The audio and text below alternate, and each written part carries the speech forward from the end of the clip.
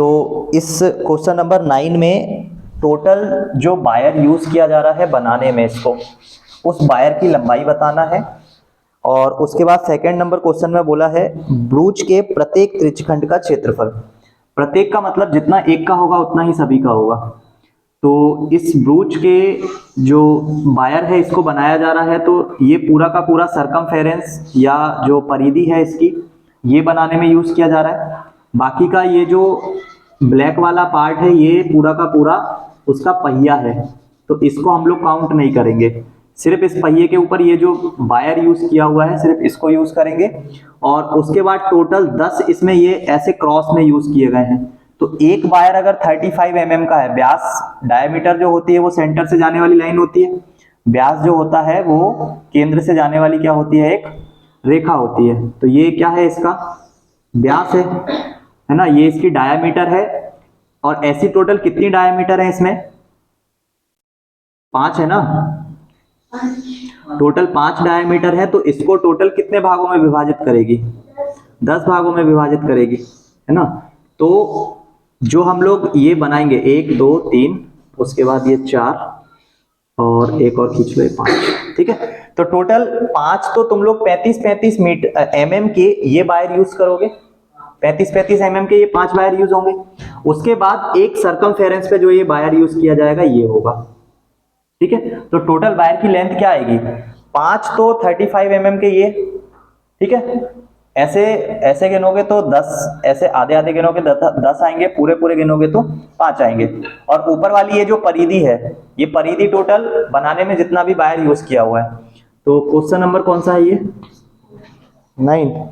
और कुल वांछित चांदी के तार की लंबाई। तो फर्स्ट वाले का जो आंसर है, कुल वांछित चांदी के तारों की लंबाई क्या हो जाएगी वो, तो देखो 5 गुणा 35, टोटल 35 mm के कितने टुकड़े यूज किए गए हैं इसमें, 5, एक पूरा का पूरा ये ऐसे करके टोटल 5 टुकड़े ये यूज किए गए हैं, प्लस इसका सरकमफेरेंस। तो परिधि कितनी होती है इसकी, परिधि कितनी हो जाएगी, 2πr, ठीक। r का वैल्यू कहां से निकालोगे, तो इसका इस पूरे सर्कल का तुम लोगों को क्या दिया हुआ है, व्यास दिया हुआ है। तो व्यास से त्रिज्या कैसे निकालोगे, व्यास से त्रिज्या कैसे निकालोगे,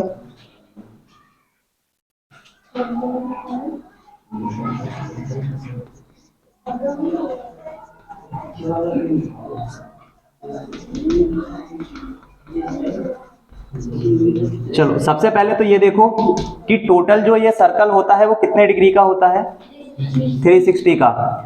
ये टोटल व्यास जो है वो कितने व्यास यूज किया जा रहा है, 5। तो वो टोटल इनको कितने भागों में विभाजित करेंगे, 10 में। इसका मतलब है कि 360 को कितने भागों में विभाजित किया जा रहा है, 10 भागों में।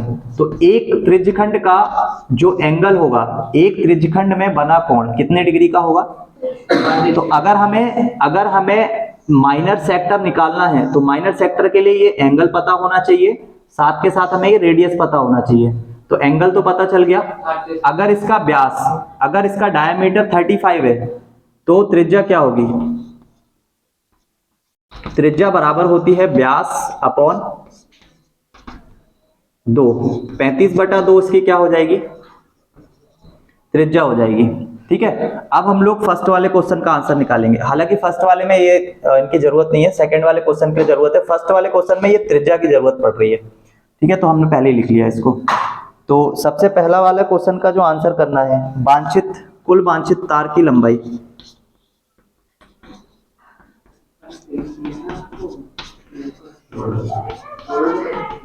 वो क्या हो जाएगी, कुल वांछित तार की लंबाई 5 गुणा 35, टोटल 35 mm व्यास के तो हम 5 तार यूज कर रहे हैं, प्लस इसके साथ साथ हम लोग इसकी परिधि पे वायर का यूज करेंगे। परिधि क्या हो जाएगी इसकी, 2πr, 5 × 35 + 2πr, 5 का गुणा 35 में करोगे, पचम 25, 5 या 15, 16 17, 175। 2 गुणा 22/7, आर का जो वैल्यू आएगा वो आएगा 35/2 मल्टीप्लाई 35/2। इसमें से कुछ कॉमन ले सकते हो, इसका मल्टीप्लाई अभी नहीं करते तो 35 कॉमन आ जाएगा। 5 गुणा 35, ठीक, तो 35 इधर भी है, 35 इधर भी है, दोनों में से कॉमन ले लो। और उसके साथ साथ इससे इसको कैंसिल करोगे, 7 7 एकम 7 7 35, तो 5 गुणा 35 दोनों तरफ कॉमन है, बाहर कर लो। अंदर में यहाँ पे क्या बचेगा, 1 बचेगा, और बाकी का ये 2 से एक ही वाला 2 कैंसिल, और ये 2 से ये 11, तो 11 गुणा 11 सिर्फ यहाँ पे बचेगा, ठीक। तो 35 का गुणा इसमें करोगे 175 आ जाएगा, उसमें 12 का क्या कर देना है, गुणा कर देना है। तो ये 175 और उसमें गुणा करना है किसका, 12 का।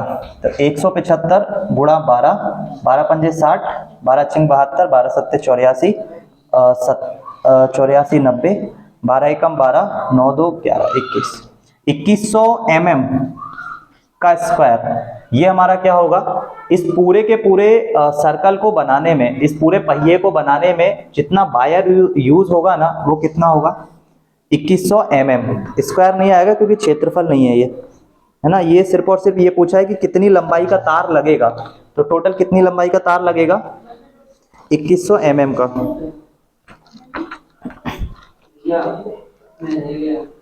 तेरे को भी लिखवा रहा हूँ, तेरे को भी लिखवा रहा हूँ, 2100 mm। क्वेश्चन नंबर, अरे 2 मिनट रुको, 285। हम लोगों को कोई वैल्यू ऐसी भी है जो सेंटीमीटर में दे रखी है क्या। 5 बराबर व्यासों में 35 mm है कुल वांछित तार की लंबाई, और सबसे पहले वाले का 285 आ रहा है आंसर। इसमें कुछ गड़बड़ है क्या कहीं पे। 35 के टोटल 5 व्यास के हम लोग वो कर रहे हैं, व्यास के तार की 5 है टोटल, 10 बराबर भागों में है, और 35 उसमें ये है, प्लस परिधि में लगेगा 2 पाई r, 2 गुणा 22/7 गुणा r का वैल्यू आएगा 35/2, 35/2। कहीं कैलकुलेशन में कुछ गड़बड़ है, मतलब 2 से इसको काट दिया, और 7 पन्ना 35, 35 गुणा 5, और 2 से इसको काट दिया 11, 11 धन 1 12, पचम 25, 5 या 15, 16 17। लिखो लिखो, आधा तो लिखो इसको। हम लोग क्षेत्रफल का फॉर्मूला थोड़ी लगा रहे हैं यहाँ पे, हम लोग परिधि वाला लगा रहे हैं ना, 2 पाई r। तो ये गलती है अपनी, इसलिए आंसर में गड़बड़ हो गया। तो हम लोगों का जो कॉमन आएगा वो 7 पन्ना 35 यहाँ कैंसिल हो गया, 2 से ये कैंसिल होगा, तो 1 2 बच जाएगा, मतलब 22 बचेगा यहाँ पे, है ना। तो हम लोगों को कॉमन जो निकलेगा यहाँ से, वो सिर्फ और सिर्फ क्या कॉमन निकलेगा, 5 कॉमन निकल सकता है, उसके अलावा कुछ नहीं। 5 कॉमन निकलेगा, अंदर बचेगा 35, और 22 का गुणा होगा, सिर्फ और सिर्फ 22 बचेगा यहाँ पे। 5 का गुणा करना है, 5 और 2 7, 3 और 2 5, 57 में, 57 मतलब 5 7 35, पचम 25, 26 27 28, 285 mm अभी करेक्ट है। अब इसके बाद हम लोगों को इस क्वेश्चन के लिए क्या निकालना है, दूसरा वाला निकालना है, प्रत्येक त्रिज्यखंड का क्षेत्रफल।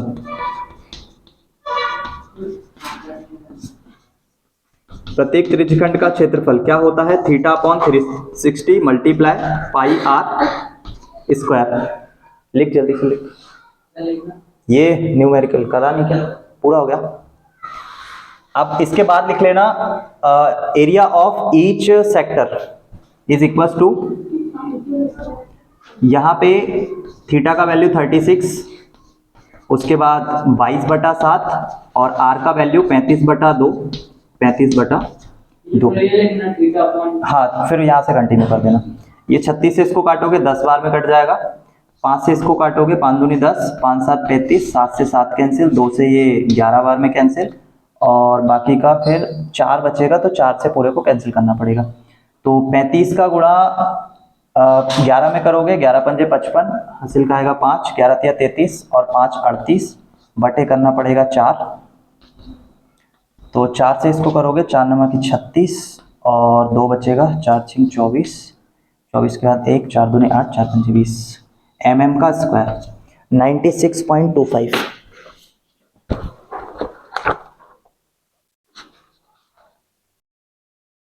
अच्छा 385 अपॉन कैंसिल नहीं किया, ठीक है, कैंसिल भी करोगे तो 96.25 ही आएगा, कर लो उसको,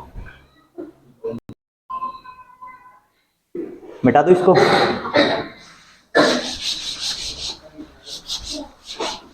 एक छतरी है और उसकी टोटल 8 ताने हैं जो बराबर दूरी पर लगे हुए हैं।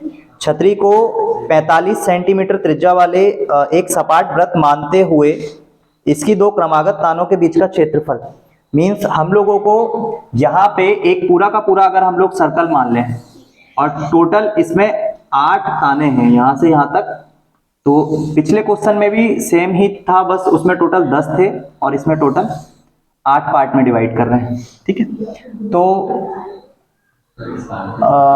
क्वेश्चन नंबर कौन सा है हमारा, ये 10।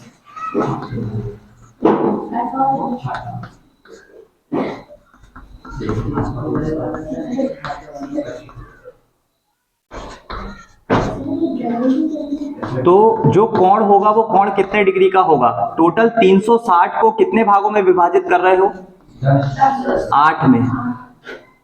तो इसको कैंसिल आउट करोगे 4 से, 4 दूनी 8 और 4 नमा की 36, फिर 2 से विभाजित करोगे तो ये कितना आएगा 45 डिग्री, ठीक है। ये टोटल हमारा एंगल में चल रहा है।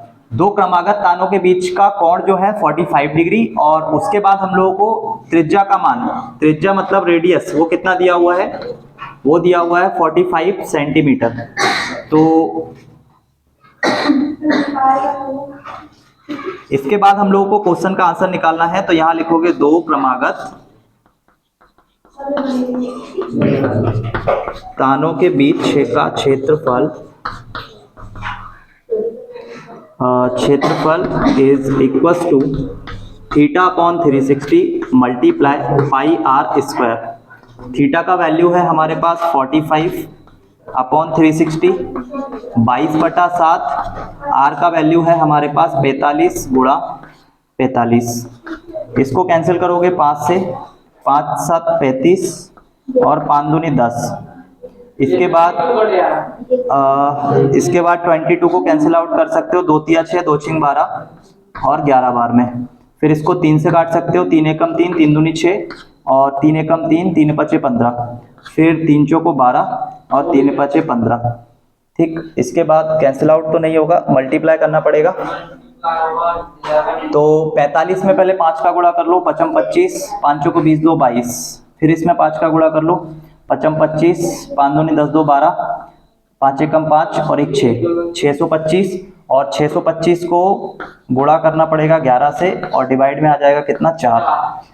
इसको 11 पंजे 55, 11 दूनी 22, 27, हासिल का आएगा 2, 11 छिंग 66, 67 68, ये आ जाएगा और बटे में 4। इसको डिवाइड करोगे 4 एकम 4, 4 सत्ते 28, 4 एकम 4, 4 अठे 32 और 32 के बाद बचेगा 3 बचेगा, मतलब 4 सत्ते 28 और 4 पंजे 20, 1718.75 आंसर चल रहा है, तो सेंटीमीटर का स्क्वायर।